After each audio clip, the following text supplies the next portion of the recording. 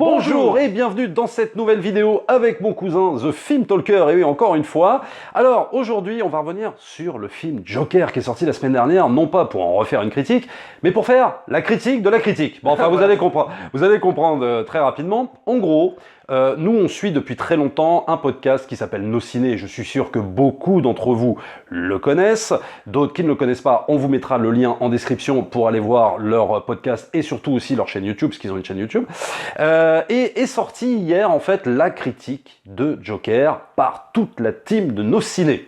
Voilà. Et il faut quand même préciser que Nos Ciné, nous, c'est vraiment un podcast qu'on adore, qu'on suit depuis extrêmement longtemps. On adore leurs analyses. On a grandi quasiment presque aussi avec les mêmes films. On a des fois même les mêmes goûts, que ce soit sur James Cameron, Spielberg, enfin tous ces réalisateurs vraiment qu'on adore, Clint Eastwood et tout ça. Et puis des fois, on va pas être d'accord non plus. On peut pas être tout le temps d'accord. Mais c'est vrai qu'on se retrouve énormément dans leur manière d'aborder le cinéma, dans leur manière de parler des films, et on est toujours, oui, voilà, on les trouve toujours intéressants. Moi, personnellement, que ce soit YouTube ou en podcast, peu importe, mais c'est ceux que j'écoute vraiment très très régulièrement, et c'est vraiment toute une clique qu'on adore, parce qu'il y a donc Stéphane Moïsakis, Julien Dupuis, David Honora, il y a aussi Arnaud Bordas, Rafik Djoumi qui fait partie aussi de la même équipe, Yannick Dahan, Rafik Djoumi que j'aime beaucoup à travers le podcast qu'il fait en ce moment qui s'appelle Total Tracks, qui est un podcast sur l'histoire des musiques de films. Donc si vous êtes fan des bandes originales, des musiques de films, jetez-vous sur ce podcast, il est passionnant, Total Tracks. Donc voilà, on aime beaucoup ces personnes-là, mais comme tu dis, ils ont sorti une critique du Joker, voilà. Et là on est un petit peu tiqué, et on voulait juste insister sur un point qui revient assez souvent, un point négatif qui revient assez souvent dans leur critique,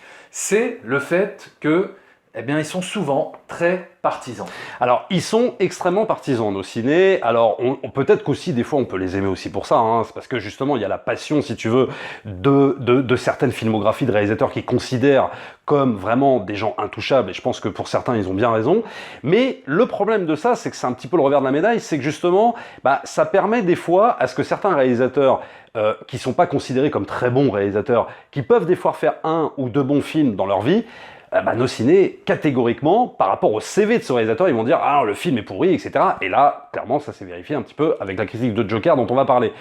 Et inversement, quand ils adorent un réalisateur, mais vraiment, quand ils adorent un réalisateur, et que des fois, ça arrive, un grand réalisateur peut des fois choisir un mauvais scénario, peut avoir, je sais pas moi, des goûts discutables en matière de production design et tout ça, ils vont tout faire pour défendre ce film, pour défendre le film du réalisateur en question, parce que le mec a un CV en béton armé. Voilà. Ça pose peut-être quand même un problème justement d'esprit partisan, peut-être aussi un peu de subjectivité, d'objectivité. On a pu le vérifier à plusieurs reprises, et notamment la semaine dernière avec le film Gemini Man par exemple, de Ang Lee. Voilà, on sait qu'ils adorent Ang Lee, mais d'ailleurs on adore tous Ang Lee, voilà, on adore tous ce réalisateur, mais bon, il peut arriver que un réalisateur qu'on admire fasse une merde, fasse une bouse, voilà, même Steven Spielberg, ça lui est arrivé, et Gemini Man, voilà, quand on écoute leurs critiques, tu sens qu'ils font l'impasse sur tout l'aspect négatif du film, c'est-à-dire le scénario, les personnages, l'émotion, qui est clairement pas tellement présent, je trouve, dans ce film, et ils se focalisent uniquement sur l'aspect technique, le côté démo technique du film, qui est une révolution, etc., technologique, qui est, oui, certes, indéniable et qui est là, mais voilà, c'est ça qui nous dérange un petit peu, c'est de les voir des fois quand même s'arranger avec le film, c'est-à-dire tordre le film dans tous les sens pour essayer de lui trouver des qualités quand le réalisateur les intéresse et quand le réalisateur est estimable pour eux. Et quand le réalisateur, comme par exemple Todd Phillips, n'est pas à leurs yeux un réalisateur recommandable, eh bien là, ils y vont avec un a priori très négatif, et là pour le coup, ils vont tout faire pour essayer de trouver tous les points les plus négatifs du film. Le truc, c'est que ça nous est arrivé, nous aussi, en tant que youtubeurs, de décevoir aussi des abonnés, des gens qui se sont désabonnés parce qu'on a dézingué des films. Bien sûr, ça nous est arrivé, notamment évidemment avec Marvel, qu'on n'aime pas. Mais le truc, c'est que je rappelle que moi, personnellement, cette année sur la chaîne, j'ai un petit peu même défendu Avengers Endgame. J'ai trouvé des qualités à Avengers Endgame. Et même le Tarantino, que moi, personnellement, je n'ai pas aimé, j'ai quand même trouvé 2-3 trucs qui étaient bien. Mais globalement, c'est vrai que c'est pas un film que j'ai apprécié. Mais quand même, on essaye, si tu veux, toujours d'être le plus possible, bien sûr, le plus possible. Oui, je dis pas que c'est très difficile, mais d'être le plus objectif possible, dans le sens de dire, moi, j'aime pas ce film-là, mais je vais essayer quand même de voir 2-3 qualités. C'est pour cette raison aussi qu'on ne va pas d'un seul coup ne plus écouter nos ciné. Ça, je tiens à le préciser. Ah oui, c'est clair. On continuera à les écouter parce que ce sont des gens trop intéressants pour qu'on se dise « Oh, c'est bon, j'écoute plus » parce qu'ils sont pas d'accord avec nous sur un film et tout ça. Non, ça c'est hors de question. On continuera à les écouter. Avant de commencer, je précise deux choses. C'est que ce sera une vidéo full spoiler, d'accord ? On va évoquer des points clés du film. Donc pour ceux qui ne l'ont pas vu, quittez cette vidéo et vous reviendrez nous voir après. Et la deuxième chose, c'est qu'on ne mettra pas d'extrait audio du podcast de nos ciné. Comme a dit David, vous irez voir sur le lien. Mais on va vous citer, en gros, ce qu'ont dit les différents intervenants. Et nous, on va essayer de contre-argumenter par rapport à ça. Alors déjà, ça commence par la présentation du présentateur de nos ciné qui s'appelle Thomas Rozek et qui, en gros, nous explique un petit peu dans son préambule que le film a été vendu comme culte et qu'ils y sont allés à reculons. Alors, à me tromper, moi j'ai quand même pas l'impression que le film a été vendu comme culte. Il a été, oui, il y a eu une hype qui s'est formée quand il y a eu le premier trailer, bon, Oui. et je pense à juste titre parce que ça envoyait du lourd, ça donnait un petit peu la direction à suivre du film, et très clairement, il n'y a pas eu tromperie sur la marchandise, parce que clairement, le film est vraiment à l'image du trailer. Il a été précédé du Lion d'Or à la Mostra de Venise. Oui, enfin, c'est pas pour autant qu'il est culte. Non, je sais, oui, mais il a été précédé d'un buzz ultra positif et c'est ça qui les a gonflés. Mais ce qui les a gonflés, je pense aussi, c'est que ce film est surtout réalisé par un réalisateur qui n'estime pas. Alors. C'est le réalisateur de Very Bad Trip Voilà. et de Starsky et Hutch et tout ça, de films, certes, pas terribles, voilà, c'est pas des Bien sûr. grands films de cinéma. Et on va y venir. Et je pense que quelque part, de voir le réalisateur de Very Bad Trip récupérer un Lion d'Or à la Mostra de Venise, ça a dû leur faire mal. Ok, donc ça c'est le premier point. Mais ça pose un problème, parce que quel que soit le film qui récupère un prix à la Mostra de Venise, attends de voir le film avant de juger. Enfin, tu vois. Alors ok, c'est parce que c'est Todd Phillips, et parce que ça les fait chier que ce soit Todd Phillips qui reçoit un prix. Mais ce que je veux dire, c'est que voilà, attendons un peu. Donc ils y sont allés à reculons. Alors ça aussi, c'est un petit peu le truc, un petit peu, on va dire, de nos ciné. C'est-à-dire que moi, par exemple, quand tu me dis il faut aller voir le prochain Marvel, oui, j'y vais à reculons. Eux, Marvel et DC, c'est pas qu'ils mettent ça dans le même panier, mais un peu quand même. Ils sont pas très fans, et ça il faut quand même le préciser, du DC Universe, ni du MCU d'ailleurs, à juste titre. Et le problème, c'est que Joker, c'est un film estampillé DC. Donc déjà, je pense qu'ils ont un a priori à la base. Alors ça commence par Stéphane Moïsakis, en gros, qui va juger finalement le film par rapport au CV de Todd Phillips, et qui nous dit en gros Todd Phillips il n'aurait pas le niveau pour refaire Taxi Driver et La Valse des Pantins. Et un petit peu plus tard, Stéphane Moïsakis dit que Phillips pense qu'il fait Taxi Driver ou La Valse des Pantins, mais complètement raté. Moi, par rapport à cet argument qu'avance Stéphane Moïsakis, je suis pas tellement d'accord. C'est-à-dire que je pense pas que Todd Phillips ait eu la prétention de faire un film comme Scorsese, de faire un film à la Scorsese, ou même d'avoir le niveau d'un Taxi Driver. Même si oui, effectivement, il y a toutes ces références à Taxi Driver, à la Valse des Pantins, de par le fait de placer l'histoire dans ce New York des années 70, qui nous rappelle effectivement ce New York de Taxi Driver très crade, très dégueulasse, très dépotoir, et cette histoire de comique, de stand-up ratée à la Valse des Pantins, mais c'est encore une fois, c'est l'histoire du cinéma, ça. Je veux dire, les réalisateurs s'inspirent énormément de ce qui les a nourris, de ce qu'ils ont aimé. Et on pourrait par exemple citer le cas de Quentin Tarantino, tu vois, qui est un réalisateur qui est très défendu chez nos ciné, Ouais.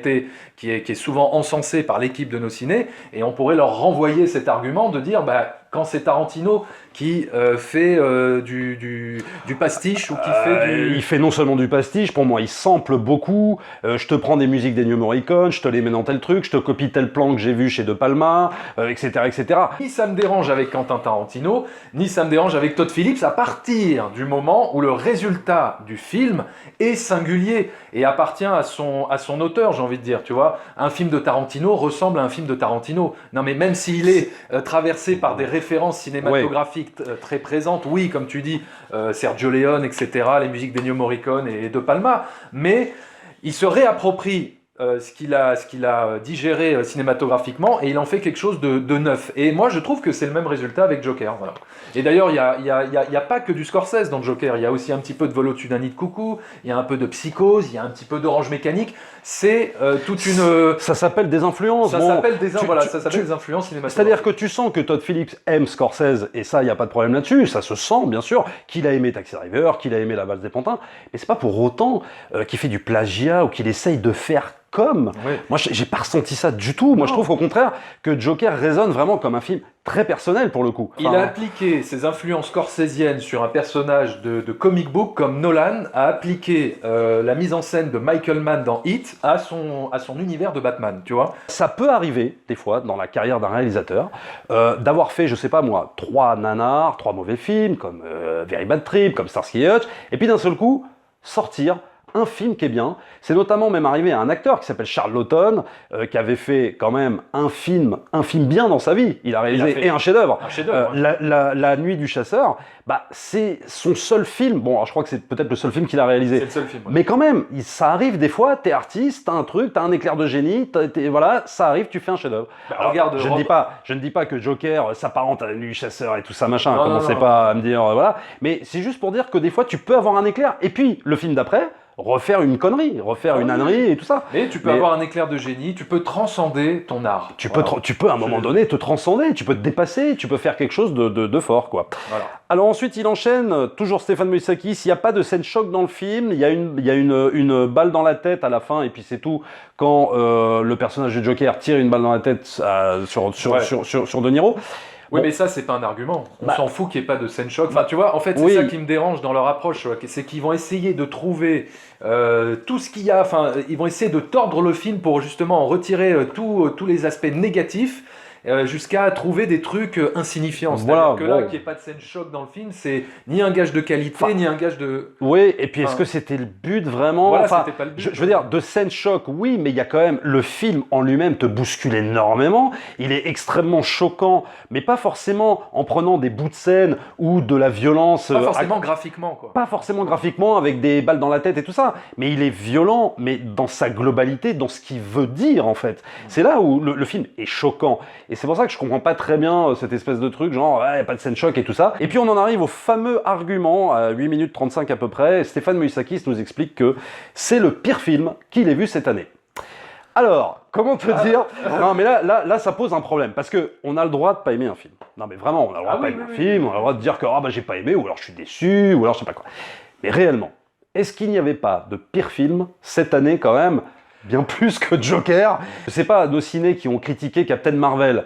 Ouais. Bon, est-ce que c'est pas pire que Joker? Ouais, est-ce que clairement. c'est quand même pas... Oui, non mais voilà, on peut émettre des réserves sur Joker, on n'est pas là à dire que c'est un chef-d'œuvre, que c'est le plus grand film de l'année, mais c'est... Il n'y a pas pire comme film? Il y a quand même pire, oui voilà, il y a Men in Black International, par exemple, au hasard quoi. Je sais pas, ouais. Non, mais même Le Roi Lion. Non mais tu vois, même le Roi Lion, remake de Roi Lion, on en a vu des films, mais d'une indigence pas possible. Enfin, je veux dire, c'est pas croyable. Après, on peut nous sortir aussi le coup de, parce que ça, je le vois venir. Ouais, mais tu comprends, Captain Marvel, comme c'est un Marvel, en fait, c'est couillon, mais ça respecte la ligne éditoriale de Marvel. Donc, c'est-à-dire, en gros, c'est couillon. Tu vois, ouais, mais c'est pas, ça, c'est plus un argument, et ça, cet argument, je veux plus l'entendre. C'est-à-dire que, parce que du coup, l'exigence, elle est rabaissée ici. C'est-à-dire que, sous prétexte que parce que c'est Marvel, ou parce que c'est Disney, ou parce que je sais pas quoi, on s'en fout de l'exigence. Donc, ça voudrait dire qu'en gros, mais non, mais c'est même pas classé comme un grand ou petit film, c'est nul, mais dans sa nullité, c'est bien fait, tu vois. Et c'est pour ça que là, cet argument de c'est le pire film que j'ai vu cette année, là, je t'avoue que j'ai pas compris quand même. Si, moi, ce que j'ai compris, c'est qu'il y avait une véritable volonté de nuire à la réputation du film, vraiment une volonté de le descendre, le film. C'était vraiment une critique à charge contre le film, et uniquement à charge, sans aucun avis dissident et avis contradictoire, parce qu'ils étaient 3 à critiquer le film. Et ce qui aurait été intéressant, c'est d'avoir un petit peu de nuance dans la critique. Et là, ils étaient tous unanimes pour dire que c'était, le pire film de l'année, alors qu'il n'y avait rien à en tirer, etc. Alors, on va y venir. Donc après, on enchaîne sur David Honora, qui dit en gros le projet artistique qui est nul et un film qui n'a rien à raconter. Voyons, je sais pas, pour un film qui n'a rien à raconter, bon, je sais pas, on n'a peut-être pas dû voir le même film. Il y a quand même 2 thèmes majeurs qui se dégagent. C'est un film qui parle de la folie, qui parle du handicap mental, qui parle aussi de la société, qui est un film aussi politique. Donc pour un film qui n'a rien à raconter, ça me paraît un peu étrange quand même. Après, David Honora dit « À aucun moment on rentre dans la psychose du personnage ». Bah, je sais pas, il y a quand même plusieurs moments où on voit très bien justement qu'on rentre dans sa folie, dans sa paranoïa, même dans son imagination, où il va fantasmer des scènes, mais des choses qui n'existent même pas. Donc oui, on rentre dans son cerveau, on rentre dans sa psyché. Donc là, c'est encore un truc que je ne comprends pas dans l'analyse de David Honora. Et puis, David Honora nous explique que le personnage de Joaquin Phoenix est nul, sa performance est nulle. Voilà. Bon, non mais voilà. Encore, là on retrouve encore le côté un peu rageux, quoi. C'est-à-dire, voilà, là, il y a plus plus de... Oui, quand on en arrive à dire ça, c'est que clairement tes intentions, c'était vraiment de défoncer le film, coûte que coûte, parce que même si on peut en discuter, il n'y a pas de problème, tu n'as pas aimé le traitement du film, tu n'as pas aimé le scénario, tu trouves que les thèmes ne sont pas assez bien développés, pas assez bien abordés, la mise en scène, ce que tu veux, mais bon... Je pense qu'on peut reconnaître un petit peu le travail d'acteur de Joaquin Phoenix qui est là. C'est pour ça qu'on voulait faire aussi cette vidéo, c'est pour dire que y a des fois une frontière, il y a une limite, il y a un truc entre l'objectivité, la subjectivité et ainsi un petit peu de mauvaise foi. Et nous, des fois, on a pu en faire preuve aussi, hein, c'est sûr, à vouloir dézinguer des films et tout ça. Mais c'est vrai que là, vraiment, quand on en arrive à dire que Joaquin Phoenix, sa performance est nulle, bon, voilà quoi. Tu peux à la limite te dire que tu l'as préféré, je sais pas moi, dans Walk the Line, tu peux te dire que tu l'as préféré dans Gladiator, même si t'as envie. Ok quoi, mais tu peux pas dire que sa performance est nulle, c'est juste pas possible. C'est nul, nul, non, c'est quand même un bien grand mot. David Honora après enchaîne, il n'y a pas de héros ou anti-héros, il y a des gens entre les deux. Alors c'est une référence par rapport à ce que David Honora disait en fait quand il disait juste avant que Todd Phillips, il aurait eu envie de faire l'inverse d'un Marvel, pardon, en jouant les adultes. C'est-à-dire qu'en gros, Todd Phillips nous expliquerait, si tu veux, que là, il va péter un peu plus haut que son cul parce qu'il nous dit hey, regardez, vous avez les Marvel qui sont un peu faits par des ados boutonneux et pour un public d'ados boutonneux, et moi, adulte, je fais Joker. Et en gros, David Honora nous dit que il n'y a pas de héros anti-héros, il y a des gens entre les deux. C'est-à-dire qu'en gros, Todd Phillips n'aurait pas fait de nuance, justement, n'aurait pas apporté de nuance sur son personnage. Mais moi, j'ai envie de dire que c'est tout l'inverse. C'est en fait que justement, c'est là tout l'intérêt de ce projet, c'est que oui, il n'y a ni héros ni anti-héros, il est entre les deux, ce personnage, justement. Oui. C'est ça qui est dérangeant. C'est ça qui est extrêmement dérangeant, c'est-à-dire que tu penses voir un film sur un anti-héros, et en vérité, des fois, il va être héros, des fois, il va basculer du côté, justement, de l'anti-héros aussi. On est constamment basculé entre ces deux notions-là. Et il y apporte énormément de nuances, Todd Phillips. C'est pour ça que je ne comprends pas non plus cet argument de David Honora. Donc oui, je pense que Todd Phillips peut à la limite se la péter s'il a envie en disant « Bah ouais, moi j'ai fait en tout cas un film pour adultes ». Et puis alors il finit par « C'est un fantasme de dire que ce film capte quoi que ce soit de l'époque, il capte la vacuité et l'arnaque, et on va oublier ce film et il n'y a rien ». Bon, là, encore une fois, moi ce que j'aurais bien voulu lui dire à David Honora, c'est que si ce film ne captait pas l'époque actuelle, notre époque, ce film ne serait pas repris par des gens comme Juan Branco, par exemple, ou même Michael Moore, qui se sont, on va dire, réappropriés ce film pour faire véhiculer leur message politique et apporter de l'eau à leur moulin. Après, je ne dis pas qu'ils ont raison, je ne dis pas que leur cause est juste, etc. Mais, si ce film n'avait pas d'écho avec notre actualité, ces gens-là n'auraient pas repris ce film pour alimenter leur message politique. Complètement. Donc là encore une fois, c'est un film qui, c'est un film qui résonne avec notre époque. Et l'argument de dire, parce que je crois que c'est David Honora qui le dit, ou je sais, ou peut-être ou Julien Dupuis qui dit que parce que le film se passe à la fin des années 70, début 80, il ne peut pas résonner à notre époque, à l'inverse d'un Taxi Driver qui lui se passait dans les années 70. Et a été tourné dans les années 70 et s'inscrivait complètement dans son époque. Et c'est pour ça qu'il répondait à l'époque des années 70. Mais là, j'ai envie de lui dire que Pentagon Papers, par exemple, de Steven Spielberg, qui est un film sur le journalisme qui se passe dans les années 70, était un écho avec notre actualité, avec Trump, avec les fake news, etc. C'est même un film qui faisait un écho avec la cause féministe, avec la cause des femmes incarnées par Meryl Streep, etc. Donc, je pense que ça, c'est pas un argument valable de dire que parce qu'un film se passe dans une autre époque, se passe il y a 20 ou 30 ans, ne peut pas résonner avec les problèmes de nos sociétés d'aujourd'hui. il y a des problèmes de société qui sont intemporels. Et puis surtout là, enfin je veux dire par rapport à la fin dans Joker. Alors après qu'on puisse reprocher, si tu veux, au film qu'il n'exploite peut-être pas assez justement le filon sociétal et le filon politique. À la limite, c'est peut-être un reproche qu'on peut faire. Bien sûr, mais bien sûr. quand même, à la fin, je veux dire, c'est clair, c'est super explicite ce message. Pourtant, alors je dis pas que le film a surfé sur l'histoire des Gilets jaunes, puisque il avait été fait bien avant et tout ça, et peut-être qu'eux-mêmes, les Américains, bon, ils voient ça de très loin. On peut pas dire que ce film n'est pas connecté avec notre époque, qu'il n'est pas un miroir de notre société qui est totalement malade, où il suffit juste d'une étincelle pour faire tout péter. Il résonne tellement fort que je pense que c'est justement aussi pour ça que les gens se sentent extrêmement concernés. Peut-être que quelque part, c'est peut-être pas juste parce que c'est la licence DC et c'est la licence Joker que le film va faire un carton, c'est peut-être aussi pour ça, pour ces questions-là, qui parlent aux gens. Donc après on enchaîne sur Julien Dupuis qui est un peu embêté apparemment, puisqu'il nous dit c'est tellement bête ce film. Comment commenter cet amas informe sans queue ni tête? Alors, je sais pas, on dirait qu'il parle d'un film, je sais pas moi, d'un espèce de film qui serait mal conçu, mal foutu, mais c'est ce qu'il dit d'ailleurs, hein. Le film qui dit qu'il est totalement mal conçu, etc. Alors après, il va parler de fiction et de réalité, et puis il y a un truc qui est très intéressant et qui va revenir beaucoup dans la critique de Julien Dupuis, c'est qu'en gros, il explique qu'il y a une dénégation du canon parce que ce serait trop réaliste et tout ça. Et en gros, il dit qu'il y avait un truc à faire, par exemple, sur le rictus du personnage, l'épiderme, et qu'il n'y a rien de tout ça, le film ne serait pas ancré dans une proximité avec le spectateur.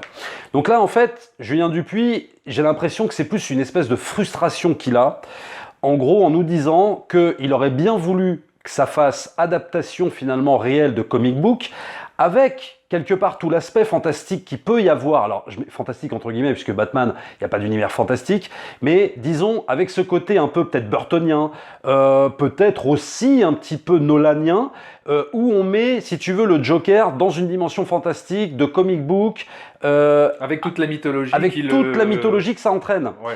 Et le truc, c'est que Todd Phillips a choisi l'inverse total. Et j'ai vraiment l'impression, et ça va revenir à plusieurs reprises, que en fait il est très frustré, donc il va qualifier ce film de raté, de bête et creux et tout ça, alors que finalement c'était pas forcément ce qu'il attendait. Oui, et puis surtout c'est pas forcément ce que Todd Phillips a voulu faire de ce film-là de Joker, quoi. Finalement, c'est ce qu'on se disait d'ailleurs en sortant du film, c'est que ce film aurait presque pu s'appeler Arthur, tu vois, par exemple. Voilà, sans que ce soit estampillé d'ici. Voilà, c'est juste que il s'est servi de cette licence-là pour parler de la maladie mentale, pour parler d'une personne complètement aliénée, de reprendre en fait cette licence et de se l'approprier, de raconter son histoire, sa version du Joker et de s'éloigner justement du canon.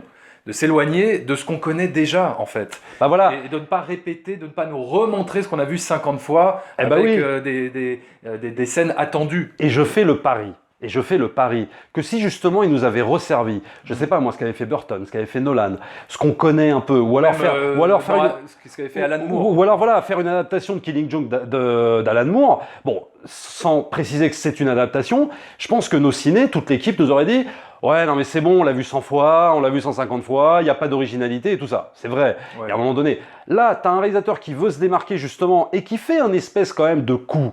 Alors, je dis pas que c'est opportuniste et je dis pas, comment dire, il n'y a pas quelque chose de vulgaire là-dedans. Mais en vérité, ce qu'il fait Todd Phillips, c'est qu'il l'a fait quand même un petit peu à l'envers, dans le sens où finalement, comme on se disait, il se sert de la licence pour faire des millions de dollars, parce que c'est clair que le film cartonne.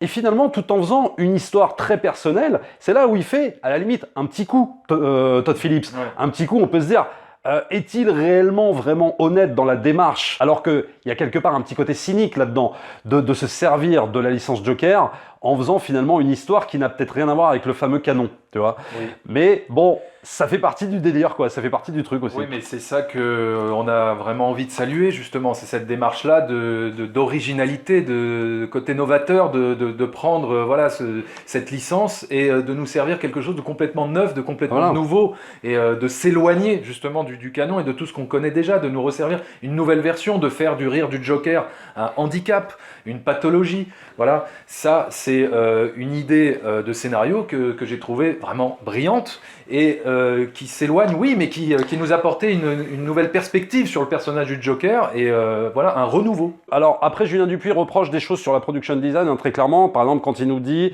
à 17 minutes, les ordures, là c'est du papier gras qui sent la cannelle.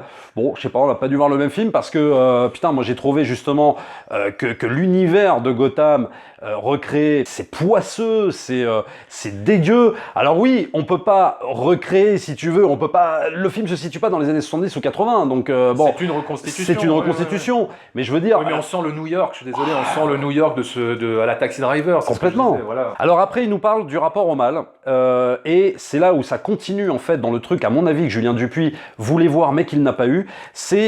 En fait, il était pas content à la base que Todd Phillips, il le dit, que Todd Phillips réalise le film, mais quand même, il était hypé par le fait d'aller voir un film qui s'appelle Joker. Mais le problème, c'est que, et ça il en parle, il dit, le problème c'est que dans le film, on en fait une victime. Et quelque part, ça le choque, ça l'énerve, parce que, bah non, il voulait voir un Joker badass, quoi, c'est-à-dire le bad guy du film, alors que finalement, le propos du film de Todd Phillips, c'est justement d'en faire une victime. Mais attention, pas que, parce que dans la critique de nos ciné, on insiste énormément sur le fait que, ouais, c'est une victime, etc. J'ai envie de te dire qu'à la fin, quand même, il devient un criminel, quand même, oui, quand même. Puisqu'il flingue De Niro à la fin, en plein plateau télé.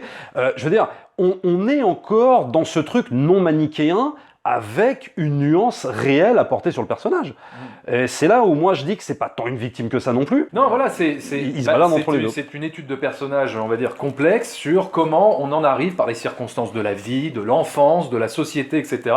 On en arrive à devenir un monstre, on en arrive à devenir un criminel. Et je comprends pas pourquoi on pourrait pas saluer cette démarche-là de servir un personnage complexe, d'apporter un peu de complexité et de pas faire quelque chose d'unidimensionnel. Et il dit, le comble de la connerie, c'est qu'il y a un antagoniste. Alors je sais plus si c'est Julien Dupuis ou David Honora, mais en tout cas je l'avais noté, le comble de la connerie, c'est qu'il y a un antagoniste, donc méchant, alors la personne de Niro, donc ça désamorce le projet, l'entité du Joker méchant, donc ça rejoint encore cette idée que les gens voulaient voir, enfin en tout cas nos ciné voulaient voir un Joker méchant, qu'ils n'ont pas eu le Joker méchant, et finalement cette progression vers le mal qu'il y a pendant plus d'une heure et demie, quelque part ça les a saoulés parce qu'ils voulaient peut-être un Joker, pas tout de suite méchant, mais qui devienne rapidement badass, et puis ça y est, c'est parti, tu vois, et qu'il n'y ait pas cette lente, en fait, descente aux enfers vers le crime, quoi. Alors, et il finit par dire, c'est con parce que l'identification à un personnage démoniaque te bouscule plus en tant que spectateur dans ta propre morale.